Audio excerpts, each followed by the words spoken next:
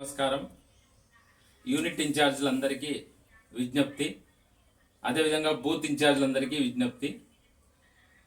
రాష్ట్ర ప్రభుత్వం ఆధ్వర్యంలో ముస్లిం మైనార్టీలందరికీ అనంతపురం అర్బన్ నియోజకవర్గంలో గౌరవనీయులు ఎమ్మెల్యే దగ్గుపాటి ప్రసాదన్న గారి ఆధ్వర్యంలో భారీ ఎత్తున రేపు 17/3/26 మంగళవారం సాయంత్రం 5:30 గంటలకు సాయినగర్లోని అంబేద్కర్ భవన్లో భారీ ఎత్తున ముస్లింలకు విందు ఏర్పాటు చేయడం జరిగింది.